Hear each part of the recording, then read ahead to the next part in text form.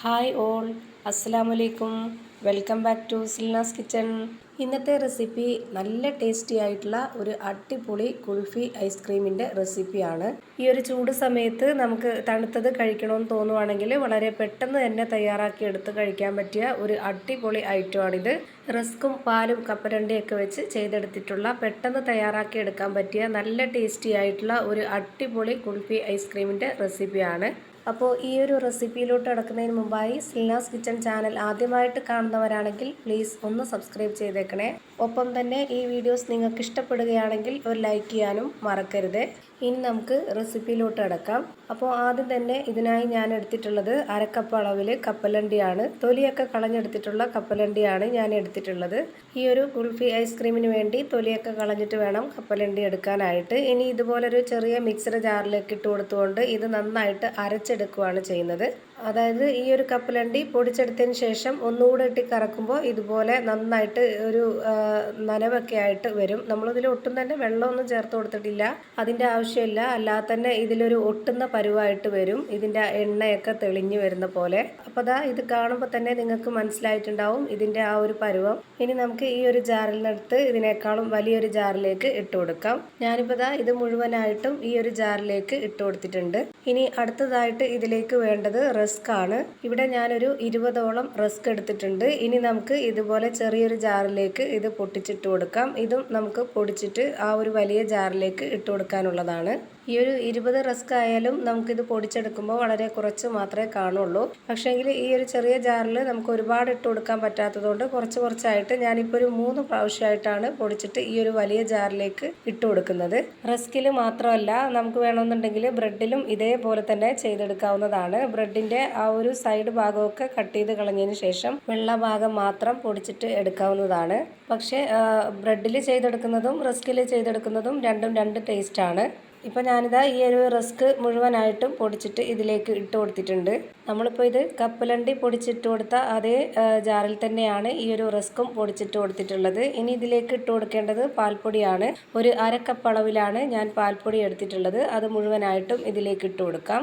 ഇനി ഇതിലേക്ക് മധുരത്തിന് ആവശ്യമായിട്ടുള്ള പഞ്ചസാരയാണ് ഇട്ട് കൊടുക്കുന്നത്. ഒരു അരക്കപ്പ് അളവിൽ പഞ്ചസാര ഇട്ട് കൊടുത്തിട്ടുണ്ട്.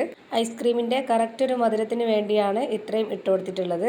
ഇനി ഇതിലേക്ക് ഒരു സ്പൂൺ അളവിൽ വാനില എസൻസ് ഒഴിച്ചു കൊടുക്കാം.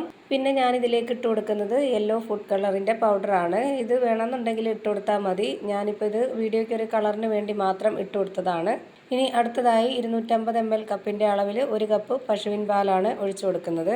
ആദ്യം ഇത്രയും പാല് ഒഴിച്ചു കൊടുത്തതിന് ശേഷം ഇത് നന്നായിട്ട് സ്പൂൺ കൊണ്ടൊന്ന് ഇളക്കി കൊടുക്കാവുന്നതാണ്. ഇല്ലാന്നുണ്ടെങ്കിൽ ഈ ബ്ലേഡിൽ ഈ പൊടിയെല്ലാം കൂടെ ഒട്ടിപ്പിടിക്കും. അപ്പോൾ അരയാനായിട്ട് ബുദ്ധിമുട്ടായിട്ട് വരും. ഇങ്ങനെ ചെയ്തെടുത്തു കഴിഞ്ഞാൽ നമുക്ക് അരയ്ക്കാനായിട്ട് എളുപ്പമായിരിക്കും. ഇപ്പോൾ ഞാനിതാ ഇതുപോലെ നന്നായിട്ട് ഇളക്കി യോജിപ്പിച്ചെടുത്തിട്ടുണ്ട്. ഇനി ഇതിലേക്ക് ഒരു അരക്കപ്പ് അളവിൽ കൂടി പാൽ ഒഴിച്ചു കൊടുക്കുന്നുണ്ട്. ഇത്രയും മതി. ഇനി നമുക്കിത് നന്നായിട്ടൊന്ന് അരച്ചെടുക്കാം. ഒരുപാട് അങ്ങ് ലൂസായി പോവരുത്. കുൽഫി ഐസ്ക്രീം ആയതുകൊണ്ട് തന്നെ കുറച്ച് കട്ടിയിൽ വേണം ഇത് റെഡിയാക്കി എടുക്കാനായിട്ട്.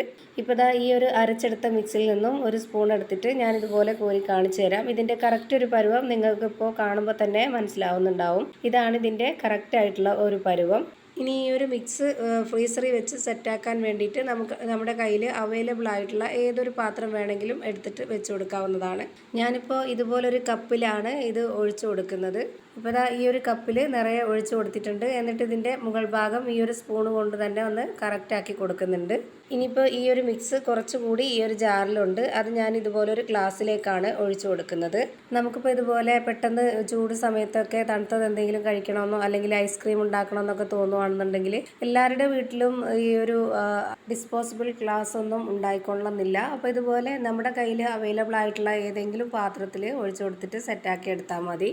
ഇപ്പോൾ ദാ നമുക്ക് കുൽഫി ഐസ്ക്രീം സെറ്റായി കിട്ടിയിട്ടുണ്ട്. ഒരു രാത്രി മുഴുവനും ഫ്രീസറിൽ വെച്ചതിന് ശേഷം പിറ്റേ ദിവസം ഒരു 10-11 മണിയൊക്കെ ആയപ്പോൾ എടുത്തിട്ടുള്ളതാണിത്. കറക്റ്റ് പരുവത്തിൽ തന്നെ കിട്ടിയിട്ടുണ്ട്. അപ്പോൾ ഇതാ അടിപൊളി വെറൈറ്റി ടേസ്റ്റി ആയിട്ടുള്ള വളരെ സിമ്പിളായിട്ടുള്ള ഒരു കുൽഫി ഐസ്ക്രീം റെഡിയായി കിട്ടിയിട്ടുണ്ട്. ഇത് നമ്മുടെ സാധാരണ കുൽഫി ഐസ്ക്രീം പോലെ തന്നെ വെച്ചിരുന്ന് കഴിഞ്ഞാൽ പെട്ടെന്ന് തന്നെ അലിഞ്ഞു പോകും. അപ്പോൾ ഈ ഒരു രീതിയിൽ വളരെ പെട്ടെന്ന് തന്നെ കഴിക്കാൻ നോക്കുക.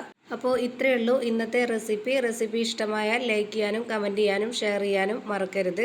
അതുപോലെ തന്നെ ഞാനിടുന്ന പുതിയ വീഡിയോസ് നോട്ടിഫിക്കേഷനായിട്ട് കിട്ടുന്നതിന് വേണ്ടി സബ്സ്ക്രൈബ് ചെയ്ത് ബെല്ലൈക്കൺ അമർത്തി അതിൽ ഓൾ എന്ന ഓപ്ഷൻ എനേബിൾ ചെയ്ത് കൊടുക്കാനും മറക്കരുത്. പുതിയൊരു വീഡിയോയുമായി വീണ്ടും വരും. Thank you for watching.